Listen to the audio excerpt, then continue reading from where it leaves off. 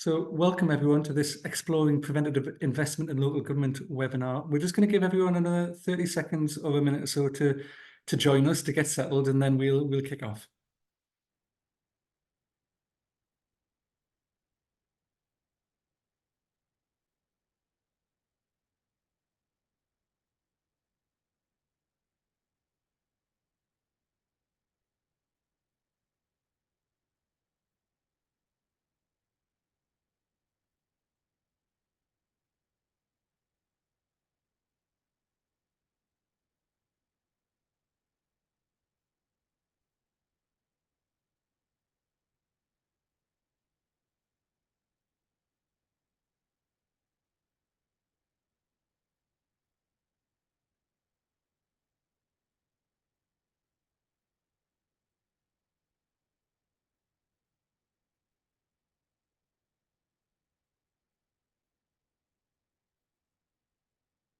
So let's make a start.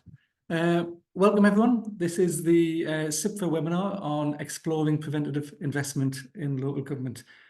My name's Michael Brodie. I'm the Chief Executive of the NHS Business Services Authority, and with your permission, I'll chair the event today.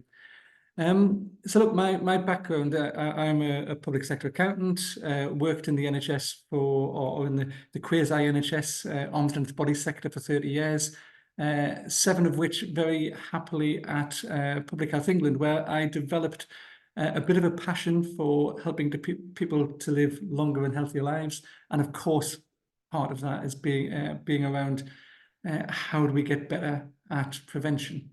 So investing in prevention is not new, is it? There's the old adage, prevention is better than cure. So whether that was Lincoln who said it first, there's a lot of people lay claim to it. Doesn't matter. It's a bit of a given, and we've had great work by the likes of Wanless and Marmot, who've talked about this for years and years, and it is something that has had a whole wealth of literature on, and yet we're still in a position where I think everyone would recognise we don't spend enough as a nation, as a society, on prevention. So just to kick off then, so recognising that the financial climate that we're in is only going to get worse as we move towards the proportion of organisation spends being more and more on statutory services and less on discretionary items. And in a world where we also recognise the different types of approaches there are to prevention, from place-based approaches, community interventions. There's even been recent calls for quite radically on creating a new category of spend. So to support CDEL and RDEL, we have something around PDEL, being preventative spend. Recognising all of that is in the landscape at the moment. We had the Secretary of State for Health tweeting about prevention, amongst other things, yesterday. We've had the opposition talking about their commitment to prevention. So it's very much de rigueur at the moment. But despite all of that, and as I say, we've known about this for a long time, so why have we not got that traction? So I was involved in a piece of work between Public Health England and CIPFA back in 2019, and we fundamentally concluded that the key really to getting that greater understanding is the greater emphasis is to understand where we are now. So it's a bit like the old joke, isn't it, about how you get to the destination. Well, I wouldn't start here. I think the problem we've got is we don't know where we are to even be starting. So that's the challenge for us.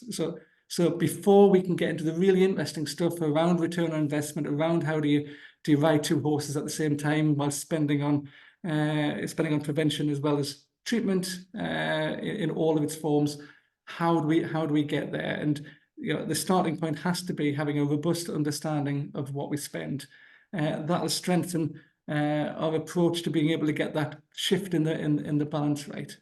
And of course, what we know is there's no publicly available data that will tell us how much we spend in local government, or health for that matter, around the wider determinants of health, around prevention. We have some information, but not everything that we need. So the CIPFA and the Health Foundation have set up this program, really exciting piece of work for the next 18 months, which is going to explore the extent to which local authorities spending on prevention, particularly wider determinants of health, can be quantified.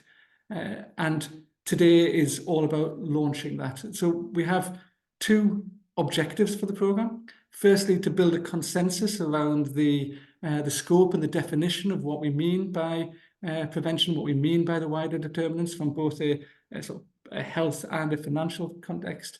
And then secondly, once we've done that, to work with a range of partners, half a dozen or so, partner councils, to start mapping preventative activity, identifying relevant spend and seeing where that can take us. So I'm delighted to have an esteemed panel with us today of experts in this field. I'll ask them to introduce themselves in a moment. We have Zach, we have Anna, we have David, and we have John. We're going to have a bit of a conversation and a panel discussion, but at the end, there'll be about 15 minutes for you to ask us questions, and I'll put them to the panel, and we'll see if that can take the dialogue further as well. So please do drop your questions into the Q&A box, and I'll be able to use those going forward. So if I can start with each of the panelists, and Zach, if I can start with you first. Could you just introduce yourself, say a little bit about the organisation that you represent, and why this project fits with your wider work and why it really matters to you? Yes, thank you, Michael. And on behalf of CIPFA, thank you to everyone who was able to join us today and those who are watching this recording at a later date. So I'm Zachary Scott, a policy researcher on prevention at the Chartered Institute of Public Finance and Accountancy, CIPFA, and I'm responsible for the day-to-day operations of this project on exploring preventative investment in local government. So as many of you may already know, CIPFA is an accountancy membership and standard setting body dedicated to public financial management, and health is one of the many topics that fall under the purview of CIPFA's policy arm. So our aim being to ensure the sustainability of public services and promote good financial management. As Michael mentioned, there have been a number of proposals for what we ought to do to make prevention a reality, and this community-powered approach, a new allocation for public expenditure, ring-fencing portions of the ICB budgets for prevention. And CIPFA has contributed to this discourse in its own right. So for years, CIPFA has stressed the interdependence of public services and a need to build and sustain community resilience. And these themes lie at the center of the work that we do. So in 2022, CIPFA's report on integrating care called for a twin-track approach that would address acute needs in the short term, while also investing in public services that shape the building blocks of health in the long term. So it seems to be a reasonable solution. The logic is hard to argue with. But there's still the question of how we achieve this in practice and where do we start? So in a recent article on this project, my colleague Ellie Roy spelled it out very clearly. If you want to set a budget, you need to know how much you're currently spending. And that's one part of the equation we don't have. So when you ask the question, where does this fit into our existing work? I think it fits in not only with what CIPFA has been advocating for in terms of a twin-track approach that ensures the sustainability of public services, but also the proposals and calls to action that other organizations have made. So in carrying out this work in particular, by exploring levels of preventative investment, we're strengthening and underpinning these proposals and will hopefully provide crucial information that can facilitate their practical adaptation and implementation moving forward. So I'll leave it at that for now, but I look forward to hearing from the other panelists and engaging in a conversation around this work. Thank you, Zach. That's brilliant. And it's a really clear and compelling argument for CIPFA's role in this piece of work. Anna, could I turn to you? Welcome. And could you introduce yourself and say a little bit around the importance of this project for you? Thanks, Michael. I'm Anna Gazzillo, and I'm a senior economist at the Health Foundation. And for those who don't know, the Health Foundation is a charity that aims to basically build a healthier UK.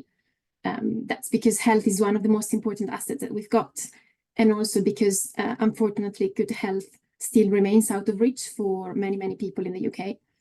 And so improving health and reducing health inequalities is a key strategic priority for us. And a key part of that is actually continue to promote decision makers' understanding of the value of health as an asset, both for the economy and for society, the value of taking a preventative approach, and also the key role that what we call the wider determinants or building blocks play in shaping health and inequalities. Michael, you already mentioned why this is important, and it's linked to the fact that often decision-making can be linked to short-term perspectives. And so what's happened more recently is that there's been a shift towards more tackling acute need issues and away from longer-term investment. And the problem is that underfunding preventative services and wide determinants is just going to lead to more and more pressure on NHS and crisis services. And so the project that we've identified with CIPFA really sits within this strategic aim. So how do we make the case for preventative action on health? And Zach described it really well, but essentially a key step to that is to build a robust evidence base. And so the project aims to fill an important gap, which is understanding how much council spends on prevention. And I think it's important to stress that it's a very, very first step. So it's a very practical project, because in order to understand how much is spent, you need to understand how spending is recorded and which types of activities are being tracked. And we really believe that being able to identify this spending and bring more transparency to these as well is going to help making the case for more emphasis on preventative action. And the Health Foundation more generally is involved in more projects on prevention. So you've mentioned, for example, the project with Demos, which is around making the case for PDEL, so adding an additional category of spending alongside capital and revenue. So late last year, I think it was October, a piece was co-authored between Demos and the Health Foundation, basically making the case for having a PDEL. And so there's the Health Foundation is planning to build on that work and doing future work in the future. And then just generally, I think the last thing to mention is the focus on local authorities as well. So a big emphasis in terms of like influencing the decision maker is to influence both central government and local government. So Health Foundation is developing a lot of work that is aimed at local government particularly. I think that's it. Brilliant. Thanks, Anna. And the work that the Health Foundation do more generally, and actually the sponsorship of this specific piece of work, and actually having the skills of an economist alongside accountants, alongside health experts, is going to be invaluable to taking things forward. So thanks ever so much for being involved. David, welcome. Same question to you. If you could just say a little bit about you and your work and how this all fits in, please. Super. First thing to say to everybody is I'm not actually in a lovely library. It's just a backdrop. So that's the first thing to say. But my name's David Butt, and Senior Fellow in Public Health and Inequality at the King's Fund.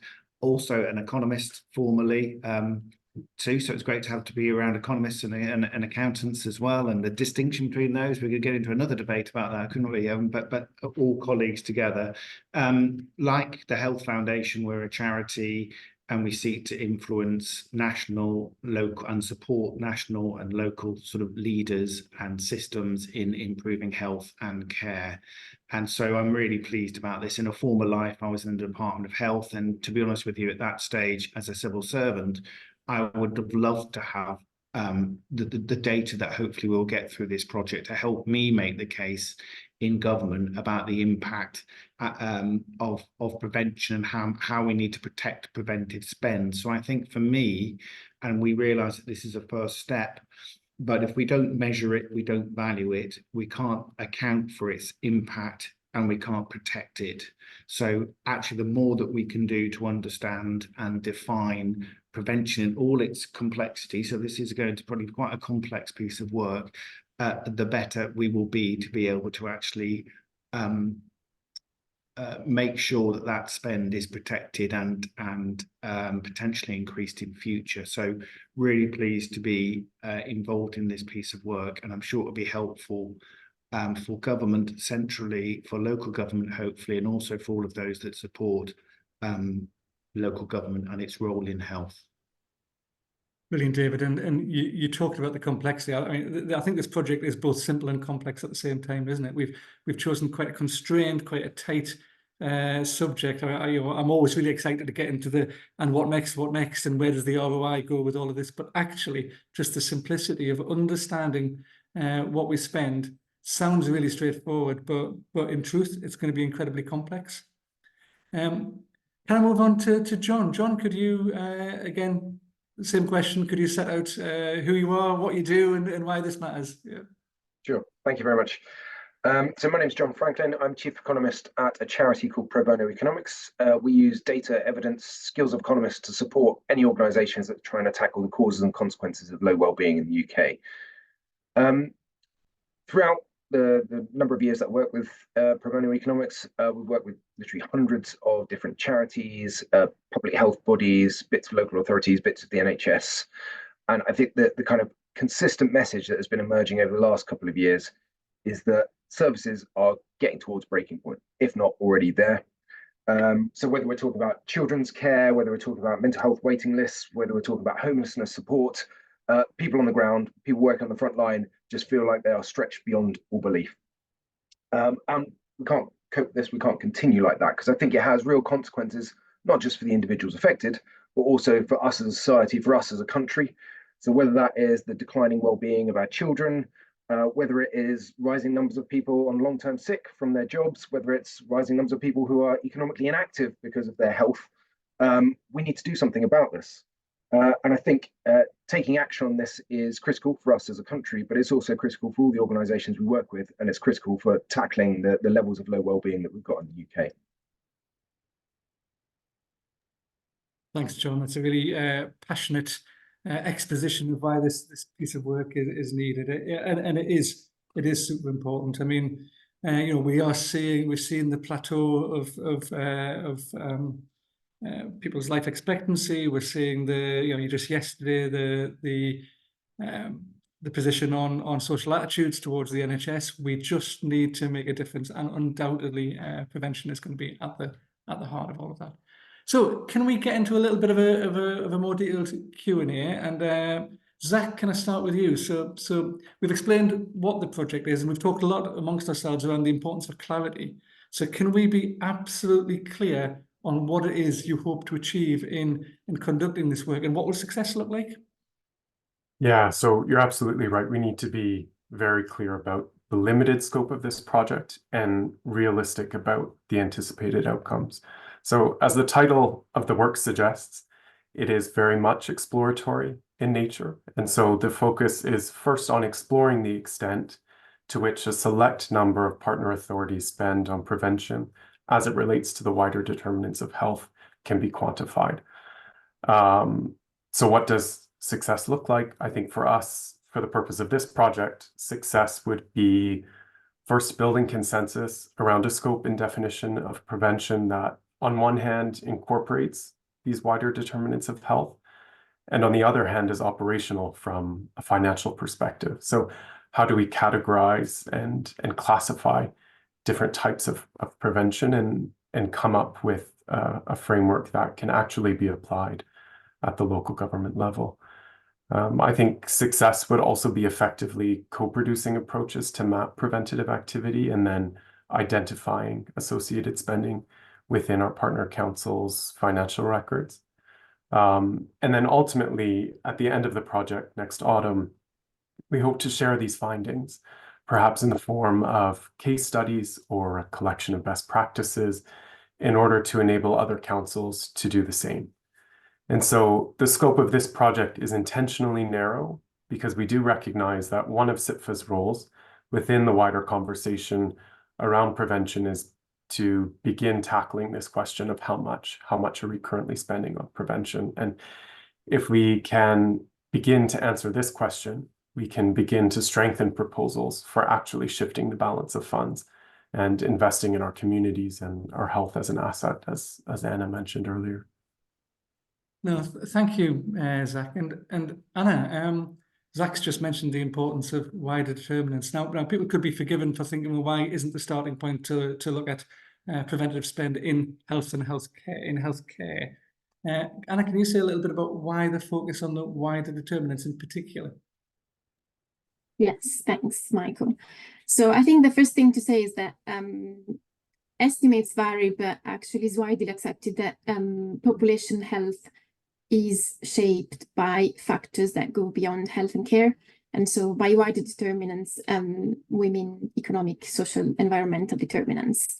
And so even in the context of prevention, we can think about prevention with quite a narrow focus, and that means from a health perspective. But prevention can also be thought of as all the activities within these wider determinants areas that prevent acute need arising. So essentially, this means activities that spans across housing, employment, education, skills, transport, and many, many more.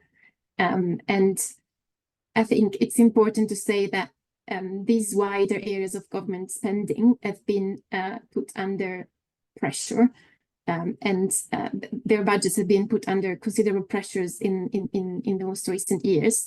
And again, there's been a shift away from long-term investment towards more reactive type of activity. John mentioned housing before, and so, for example, we can think about the increased spending and numbers of people in temporary accommodations, as opposed to, for example, more preventative type of intervention on housing. Children's services is another example, and so the first reason is that one. So wide determinants do have a really big impact on health, and they've been subject to quite a lot of cuts. And then there's the second point, which is the external discussions tends to be around healthcare, and so this project is important to maintain the focus on the wider determinants, and also to complement other work that is ongoing or planned, which is more focused on the health, social care, preventative aspect health, social care aspect of preventative activity. Yeah, no, thank you, Anna. We're starting to get some really good comments and questions coming through in the Q&A, and Michael rightly calls out that we should use the term well-being, not improving health. I think take that as read, but language matters, so it's important that we do keep talking about well-being. Now, David, I was going to ask you a question about local government, and we have an anonymous comment saying, why is the project specifically focusing on local government, and are there any services in particular you're interested in? So that's a really good segue into what I would have asked about, why local government, David. Yeah, well, I guess a little bit of history for me, so which hopefully will start to answer that question. So going back to, again, I think one reason about why local government is, I'm sure everybody on this call understands at a high level, and obviously a lot of detailed level too, the importance of local government in prevention. But I don't think that is necessarily as widely known as it needs to be beyond the cognoscenti, so to speak. So there is something very communicating about this actually to a much broader sort of policymakers and policy influencers about the importance of local government in prevention. So there is literally a sort of communications angle to this, as well as the specifics, I think, the technical aspects of it.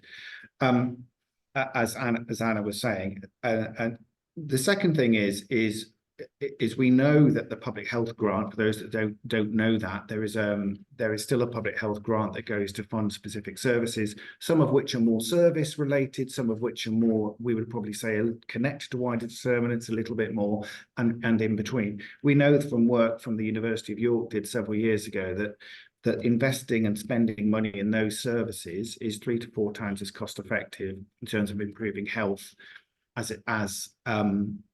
putting the same money into the NHS baseline. So we have some emerging information. I know this focus is about return on investment. What we really do need is what about the other services in local government? What are their returns on investment? And in order to do that, we need to actually understand and define prevention in local government to make the economic case in the longer run, completely accept that this is a narrow, this particular project is about measuring, but you need that information in order to be more certain about the case, both within local authorities, but also for local authorities in wider debates. And I was struck again a long time ago now, but when the public health grant first came into local government in 2013, we did some work on well, okay, we've got the public health grant into local government, that's sort of sorted. That's principally, I say, sort of specific services, but we know that local government does an awful lot of work more broadly that supports health. And so we did at that stage look at what evidence was there around the business case for those broader services, all the wider determinants, both spending and broader influencing and policy making and regulation around local government. And there was some information around that, but not enough. And there certainly wasn't very much information on spend or how we define different elements of spend. And I think one of the things that we will get into is different forms of prevention, different sort of time lags and all that sort of stuff, and trying to hopefully, so I'm speaking above my pay grade here, hopefully be consistent around that and give people guides to how others are doing it, and maybe to bring some consistency, because the third thing here is actually both for individual local authorities, but also across local authorities. What can local authorities learn from each other? So if we can bring some sort of consistency, perhaps, or at least a guide to consistency, that will help people learn from each other too. And the final reason, sorry, Michael, do stop me. I've wondered. No, keep going. But I think from and again, people on the call will know that structures change all the time. We all know structures change, but there is a movement, we think, towards much more partnership working in place. At the moment, that's through the label of integrated care systems. That label may change, but I think the principles going forward behind that, and obviously also behind health and wellbeing boards at place level, are going to stick. And as we were saying, if you're going to, in the long run, really make these partnerships work, they must be about shifting resources to where they are most needed, and that must include prevention. So we need to understand the local authority side of the house for that to happen. So because local authorities are such a critical part of improving health in place, they are part of that process. And if we just think of integrated care systems as NHS structures, new structures, and also just to integrate care services, we are missing a huge opportunity. And so this is one way to bring to, it's necessary to, in my view, not sufficient, but necessary to measure and to understand preventive spending in order to support that overall process which we support. I think that's 100% right, David. And if we look across, 150 plus upper tier local authorities, the need for that consistency that you talked about, to understand the definitions of tertiary, primary, secondary prevention, until we can all speak the same language and all be able to account on a similar basis, it's going to be really difficult to make that degree of progress. I've got one more question for the panel before I delve into the Q&A from attendees. John, so we're talking about local government here. What do you think the implications are from this piece of work for local government in terms of policy, for example? So, I mean, I think the kind of two main implications that jump out at me. The first one is exactly as David just covered. This is has potential to form a real foundation stone for building that evidence, building that hard-nosed financial business case for why preventative action could be an essential solution to solving the crisis that we've got at the moment in terms of delivery of public services and the health of the nation and well-being, to use the phrase from the Q&A as well. So I think that's one part of it. But actually, I think more immediately than that, rolling out an approach to measuring how much we're spending on preventative services and different types of preventative services has real potential to serve as a bit of a wake-up call. Because I think we've done a little bit of work around this on children's services spending within the UK. And we looked at that kind of split broadly by late intervention crisis services versus earlier intervention and preventative services. And the picture is really stark. If you look over the last 12 years, we've gone from spending around 39 pence of every pound of children's services spending on earlier intervention, down to about 19 pence in every pound. So we had about a 46% decline in spending on early intervention for children's services versus a 47% increase for late intervention. And that's massive. And that's not because people in local authorities want to do this. This is a reaction to the circumstances they're in and the pressures they're under. And it's entirely understandable. But I think having that put in really stark picture in terms of the numbers of what that looks like for different local authorities will help them to kind of get that shock, get that wake-up call and realize, okay, this is something we really do need to address if we're not going to store up more problems for ourselves at a later date. Yeah, I mean, that's a really stark example that you use, and it really does bring home. And of course, this piece of work is very point in time, isn't it? And things are worse now than they've been in terms of the ability of local authorities to spend on anything other than statutory services. But you know, the direction of travel isn't getting any better, is it? So actually having that clarity now, having that understanding now, and making the arguments now and winning those arguments now is going to be super important. Good panelists. So if I now go through the Q&A, so forgive me as I troll through. So firstly, thanks to Michael Kitts for a few comments.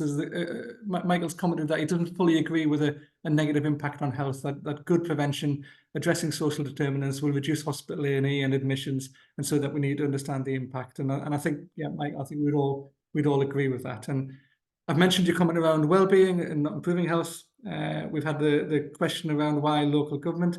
So if I move on to a question from Eleanor Roy, we know Eleanor from CIPFA. What are you looking for from potential council partners who would like to get involved in this work, and how can interested local authorities get in touch? Zach, can I address that one to you first, and then if any other panel members have anything to add, just jump in.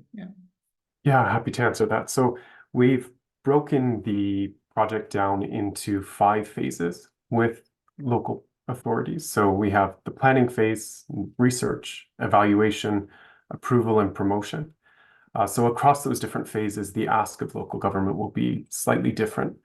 But I think the biggest thing for us is support and engagement from senior level staff, as well as political buy-in in councils that may be interested in carrying out this work. The other thing is when it actually comes time to conducting the research, to opening up the ledgers to see what data is there, we'll need support from finance staff who have access to and also a deep understanding of the local ledgers. So I think those are the 2 big asks. Of course, if you are representing a local authority right now and you're watching, feel free to reach out and I can send a lot more details on the specific ask of local authorities. Brilliant. I was going to ask, is this kind of a push or a pull, or so are you asking people to volunteer, or are you going to CIPFA going to be reaching out and identifying partners that we want to work with? How's that all going to work? Yeah, so it's a bit of both. We have approached a few councils, but since the initial briefing was released at the end of February, we've received a lot of interest from across the country in this work, and we've started to set up initial meetings now with councils. So the door is still open. If anyone's interested in learning more about the project, learning more about the ask and what the plan might be moving forward, then we welcome them to get in touch. And at the end of this webinar, there will be a slide with our contact information. So you'll be able to write our emails down there. But you can also find the briefing on CIPFA's website on the Insights page. So it's available to the public there. Brilliant. Thank you, Zach. I'm going to point this next question from an anonymous attendee, I think firstly to Anna, but then probably to David as well. So we talked previously about wider determinants, and the question is that a big challenge would be defining what we mean by prevention in the context of wider determinants. And so what's the approach to that? How are we going to approach getting that definition right?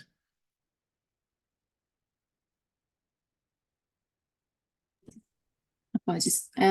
Yes, so I think first of all, it's a very fair comment that we are all very aware of. So for this project, we've got a reference group. So me, David, and John and Zach are all part of it. So a big aim for that reference group is to explore and discuss how prevention can be defined in a way that it's not too broad but not too narrow either. And then the idea is to involve local authorities as well in a way that is somewhat iterative, as in, of course, we are interested in areas and projects that local authorities that want to partner with us would find beneficial. And so that would be part of the discussion as well. But yes, so primarily is using discussions of the reference group to start to draw some lines and building, of course, on the work that is there already. So, for example, the children's services work or the housing. Yeah, that would be the approach. Perfect. Thank you, Aaron. David, would you add anything to that? Yeah. Only to say that it's a great question, and I think this is one of the big questions for us, and it's sort of clearly at this early stage we haven't answered it. And I set that out that, and the advisory group is sort of there are various frameworks to look at this, and I think it'd be really great to have the input, any ideas from those on the call and other people as well, and how they are doing it. This is why it's so great to have local authorities, and the sense of, going back to the first question, the curiosity from local authorities about this. We want curious local authorities who may not have, in my view at least, may not have all the answers themselves, but they want to work together to sort of like to get to a better place. So already, you know, we've had conversations, and I think it relates to John's point too about upstream versus downstream. So there's something about late or early. There's something about that includes obviously time periods too. We've also talked about a so-called onion that actually, you know, some things that was my idea, by the way. Some things are very clearly prevention, as you, but there's skins of an onion, and what might be prevention to one sector, particularly the NHS or local, may be very different, maybe different. And we've talked about pre-intervention or pre-prevention, etc. Michael mentioned primary, secondary, tertiary. So I think there are quite a few ways into this. I think the trick will be to marry something that is conceptually compelling with something that is operationally deliverable. Yeah. And that's the trick. So I don't want to pretend that we've answered that question this early on, but it is one of the really key questions, and we'd all love to sort of work with you on the call to help us get that right. John, you were nodding vigorously there. Did you want to come in on this? Yeah. No, I mean, I think the real value added of this project, where I think it's kind of bringing so much value, is in that sort of operationalizing the definition. So, you know, we can all get lost going in conceptual circles about what's preventative and what's not, talking it through. I think is when that really comes to crunch of, okay, let's try and apply this to some real world data from some real world local authorities. That's when it will go kind of really sharpen the definition. So I think this will be a very iterative process of, yes, there's some conceptual frameworks which will help shape it up, but I think it's then try and apply those in practice, which, you know, it's going to be tricky, it's going to be demanding, but I think is really, really important. And I think that's the bit where it will really kind of sharpen, okay, so we can realistically put this into this bucket and this into this bucket, and this is how we can start to categorize those. So I think that bit of it is really critical in my mind. I think so. I mean, that's my sense too. I think there'll be a policy perspective, there'll be a public health professional perspective, there'll be an economic and accounting perspective, an operational perspective, and whatever it is that we need to draw a consensus that's operationalizable, and that we can account for in a consistent manner, as we've talked about previously. There's a great next question which has come in, which says, is there any scope to incorporate wider spending in a local area, such as by the voluntary sector or community bodies? And I think this sort of speaks to the heart of a place-based approach to such things as well. Zach, can I start with you on this one and then ask colleagues to join in too? Yeah, we definitely recognize that historically, but more and more now, there are these third-party organizations that are providing a lot of the services that local government used to provide, or additional services on top of what local government is able to provide. And I think as much as we would love to include that within this study, it is beyond sort of the scope of what we are trying to do, and just answering that one question of how much are we currently spending at the local government level. But that being said, I think those conversations will inevitably come up, you know, throughout the research process. And so I think there is a place for that discussion in the final report to kind of contextualize the work in the wider climate that we're all trying to manage and deal with today. Yeah, and I think we'll get into this in as I look down the question list around the scope. It's the balance, isn't it, between having a really tight scope that allows us to come up with a clear answer, or having a more permissive scope, but that risks getting into the same challenge that we've always had, where lots of reports are published about the importance of prevention, but they don't gain traction because there isn't the tightness of the definition or of the outcomes. Cracking on through the questions. So Can I just add to that? Yeah, This may demonstrate my ignorance very, very clearly, and which is why I need this is part of being on this is learning myself.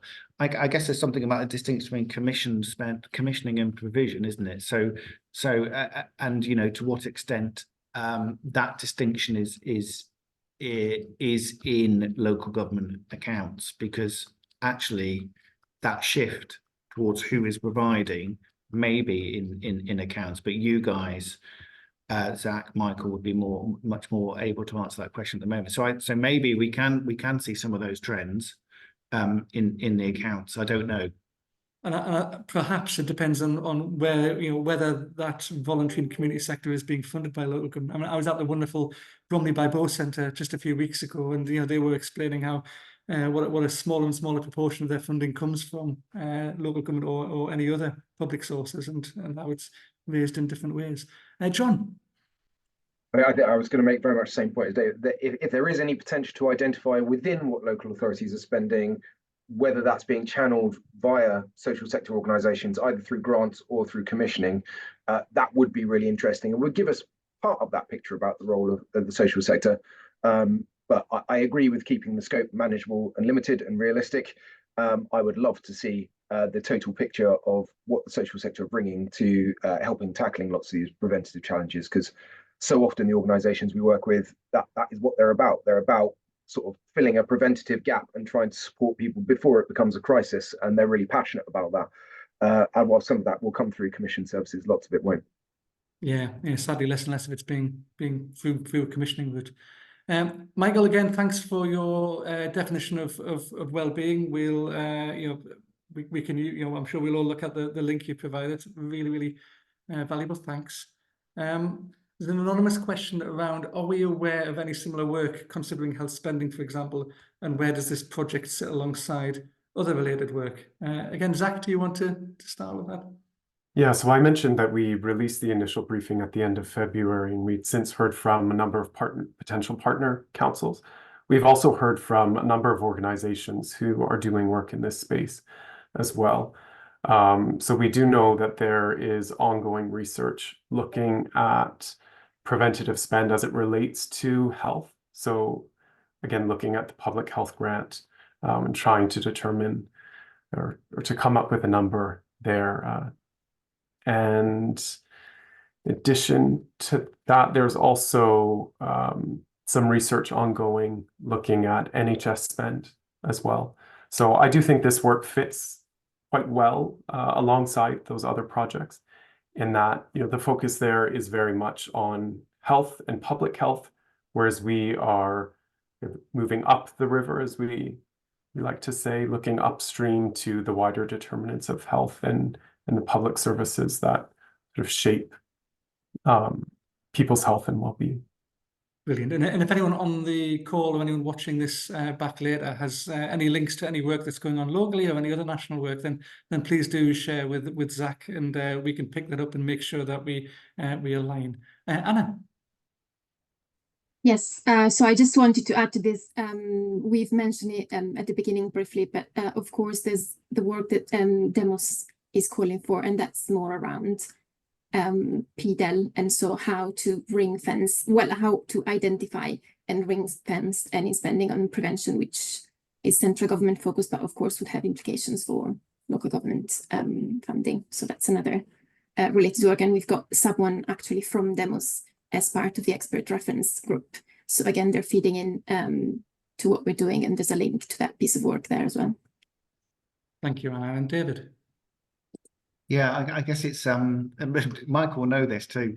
So it feels like that all of this is becoming more fragmented over time. The funding streams on prevention and also the distinction between that and public health. So that's another definitional question. But and it feels like that we are actually seeing there are more pieces of the jigsaw to stick together at national level, at regional level, at local level than there were. And this has got to be one part of that jigsaw, and I think that'd be a really important part of the jigsaw because otherwise it will get swamped by the fragmentation and all the other information. So I think maybe at some stage there's something for us to I don't know. I know it's not part of a formally, but what's our story about how this connects to the bigger picture of preventive spend at different levels? That might be another project, by the way, Anna. So and as the VCS one. So there's more than enough ideas, and I know we've got to keep the focus, but there's quite a lot going on, isn't there? But it's getting more fragmented, it feels to me, which is a challenge. So on that basis, I'm just going to jump a question down a second because I think that leads into your answer there, David. There's a question that says, is there a risk that without clear boundaries, we could end up trying to boil the ocean? So where does this begin and end? I think, I'll just stay with you on that particular question. I think, there are a lot of it's a risk that sits with me to some extent. So you need to control me because I'm always interested. I'm always interested in those connections. So I think genuinely, being clear about where our boundaries are is really, really important, both for us, but also for external colleagues, those on the call and others, to manage the expectations about what this particular piece of work can do, and then deliver very well on those specific expectations. And towards the end of the project, how does that connect into the other sort of connections? But that's a task for me to have self-discipline and the rest of the group to hold me in check partly.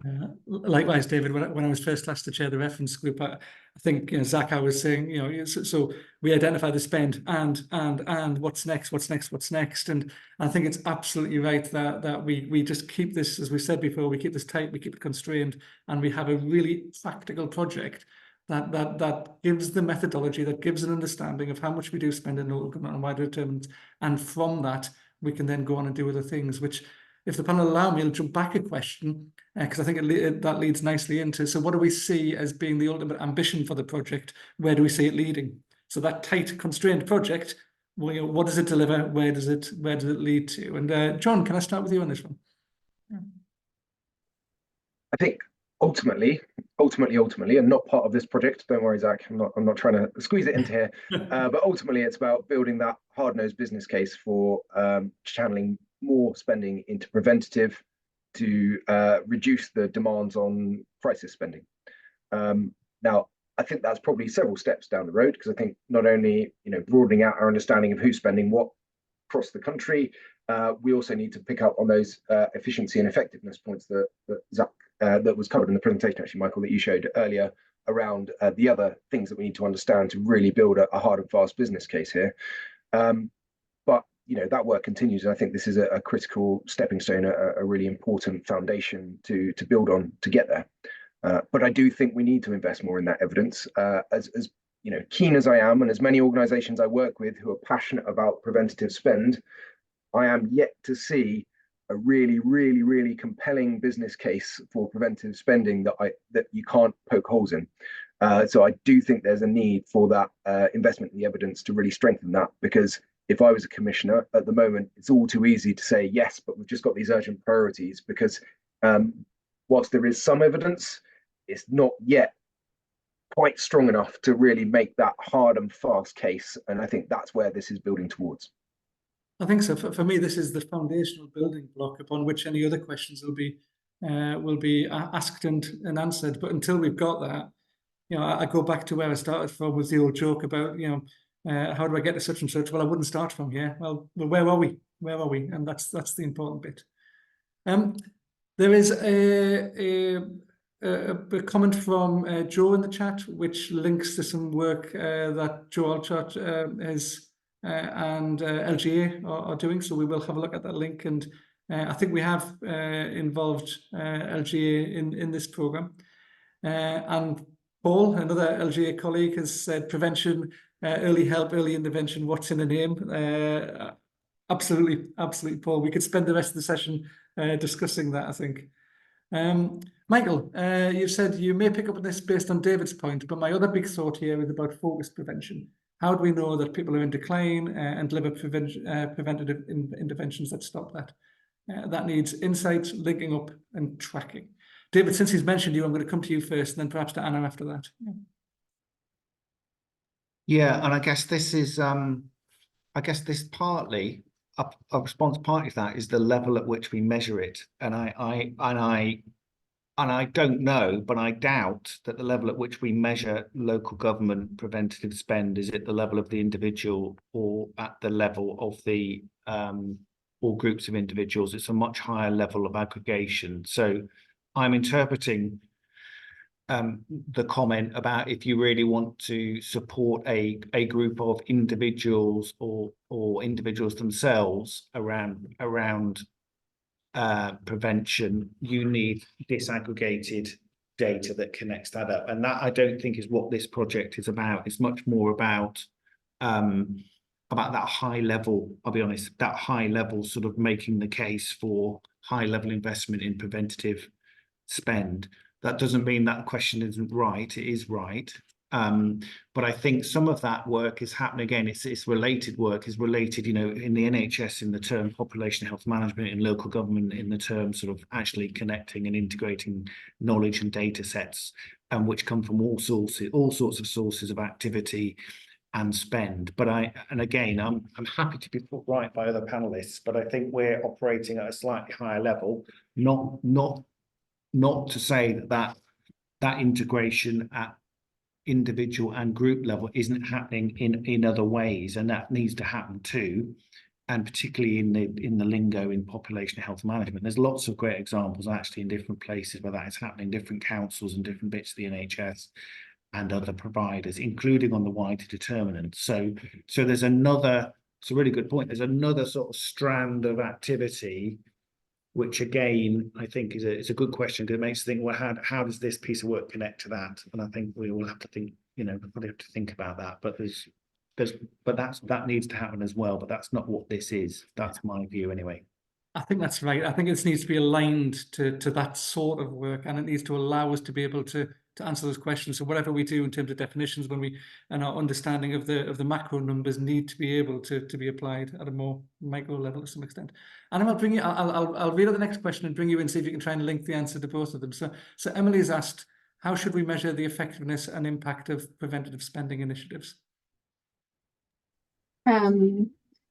Yes, so I guess the answer to this is going to be similar to what they just said. So it's out of scope for this project at the moment, but the first step to be able to measure effectiveness and impact is the identification of what the spend is.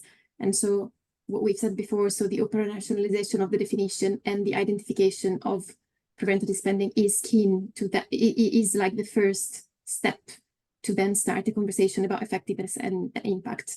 And then I just wanted to pick, basically to pick again on the questions before, which is, yes, we are focusing more on a higher level. So I think when we're talking about decline in people's health, we are referring to like what we are observing more generally. I mean, everyone knows about what's happening to life expectancy and healthy life expectancy in the past 10 years. Everyone knows that inequalities are growing, and there's a lot of evidence about the role the wider determinants play on that. The Health Foundation does a lot of work in terms of like trends between health and wider determinants. And so I think David is right, like there is a second piece, which is about how do you actually identify the individuals, but there's still a value in considering that that's the situation with health, with the country, and with health inequalities. And we know that preventative spending is being cut. So there's a value in starting from that, even though with this project, we can go to that very granular level of identifying the individuals, particularly to targets. think that's absolutely spot on, Anna. Thank you. I'm conscious we've got 5 minutes or so left. We've got a number of questions, so if we can kind of close the questions down now, and I'll do this in a bit of a quick fire approach to the last few. So we've got a question from Graham Reed asking what our views are in terms of where we think or where we hope we'll be in 5 years' time, and how will this work having it, be used, and what impact will it have? Can I start with John on that one? Yeah. So in 5 years' time, I'd love it to be a standard thing that all local authorities are reporting on. Here's the split of what we're spending on, divided up by really sensible categories that align with some definitions of that emerge from this project in terms of different types of spend. Alongside that, and this is kind of to build towards that business case for preventative spending, I think there is definitely something what David was talking about just now, having tried to evaluate the effectiveness of a number of different preventative spend. I think the bit that always gets in the way is that data point around, you've got this kind of really fragmented data picture of, we know a little bit about somebody's health over here, a little bit about their health over here, a little bit about their involvement in children's services over here, a little bit about their education over here, but bringing those pictures together to kind of come up with a really coherent picture of what's going on with individuals within different areas is critical to getting at that effectiveness and efficiency point. So those two things alongside each other, a better, clearer picture on what we're spending on preventative alongside a better data infrastructure to help us really understand the effectiveness and the efficiency of how that money is being spent. Brilliant. And other panel members, if you want to address this when I bring you in on the later on in other questions, would be great. This one for Zach, it says almost all council services could be viewed as having an impact on or benefit to health and well-being. So where do we draw the line? Yeah, so I think for this project, for the majority of our partners, we'll be identifying sort of 2 to 3 service areas. That's quite flexible. With the idea being that if we can do it in one area, we can do it across the board. But we really need to get that framework right, and those definitions and how they're operationalized at from a financial perspective. So we'll be narrowing it down that way by identifying very specific service areas with the partners.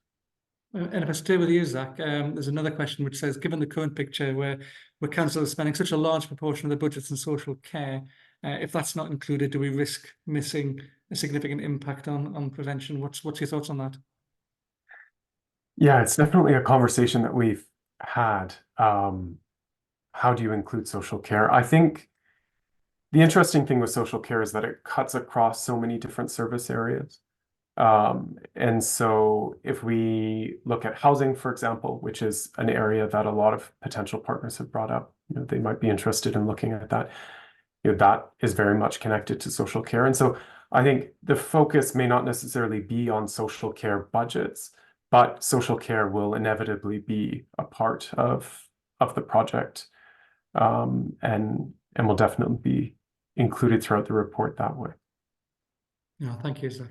This next question is a really good one. It says, there's a fascinating mindset perspective on how we view health prevention as a society. Is there a need to balance individualism with systemic government approaches to health, particularly for decision makers as well as the public? I suspect we're all going to say yes to that, but Anna, can I bring you in? Yes, so I think the short answer is yes, and that's very true, especially on the wide determinants, actually, because a lot of those things interact. So education, income, work, they're all very related. So yes, having a more systemic approach, and also I think making sure that health is considered not only from, for example, Department of Health, but also from all of the other areas within central and local government that are not focused on health primarily, but should consider health as part of their decision making. Yes, I think that's the main point to make. Excellent, thank you. Michael's put a comment in the chat around his passion around starting with the end in mind, and therefore how do we avoid people being in institutionalized care? What would stop that?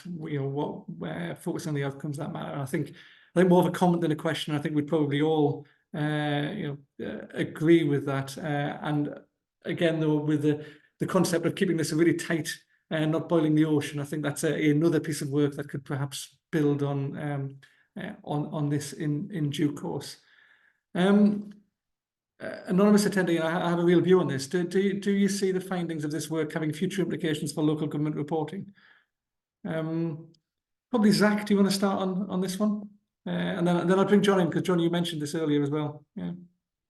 Yeah, as John mentioned, I think, in an ideal world, this project would set the stage for coming up with reporting standards that are consistent across all levels of local government, which would give us a better picture and a better idea of where we are at with prevention. But I think that will be a conversation as we near sort of the end of the project and thinking about our next steps and our role as CIPFA as the standard setter, rather. Brilliant. John, do you want to add to that? Yeah. Keep in mind. I hope so, would be my answer. I think if we can find a workable solution, then that would be a great place for us to land. Yeah. But there's lots of engagement and discussion before we get to that point. I don't think it's going to be overnight, but yes, long run, yep. Absolutely. And just personally, I loved hearing about the concept of PDEL. And if we did move to something where preventative spend had its own category and therefore we could report separately on it, I can just see there being a race, a virtuous circle of local authorities reporting on how much they spend on prevention and others trying to demonstrate that they do as well, if not better, and it becoming a virtuous circle of investment in prevention. And the last question, and then we'll close the seminar. So thank you ever so much for everyone who's been involved so far. But the final question, do you have any short-term suggestions for policymakers who'd like to tap into the Radical Prevention Fund? David? Just do it, I guess. I mean, I think this is one answer. I do think this is part of a much broader momentum, and I would say this and what's really critical, it's great to have John here, and it's great to have CIPFA here, from non-health institutions, and I think that's really important. We have other organisations who are influencers who are talking about prevention and preventing health, or preventing, we haven't talked about that, have we? Preventing versus delay as well, delaying health problems, and that's really, really critical. So I guess for me, it's we have to, the more that we can talk about this, and the more that we can talk about this together with joint voices, the more we are going to, and obviously provide the information and the data, which is what this is about, the more likely we are going to be able to have a united front and to allow decision makers to take the decisions that they want to take. They do want to do this. And we can get into, where does this lead to in terms of incentives and all that sort of stuff. But I think we're at a critical point, but also I'm almost glass half full. We need to push through at this moment, and this piece of work is part of that, part of a much bigger push. And the more we connect up, the more we talk, the more we support each other, the more likely we're going to get to where we need to get to. Brilliant. I mean, that's a lovely way to wrap up, David. So remarkably, by good luck rather than by good chairing, we've just about got through all of the questions in the space of an hour. Can I just end with a couple of points? One is we have a number of roundtables coming up, so opportunities for people to get involved, and the details of which are on the screen there. So please do join and continue to contribute your thoughts. And of course, we touched on it in the Q&A, but if anyone, any local authorities are interested in being involved in this, then please do get in touch with Zach and we can set up an initial meeting. So finally, can I just say a huge thank you to you all for joining us. Thank you for people watching this on playback. And again, please do get in touch with, I'm sure any of us on the panel would be interested in hearing from you.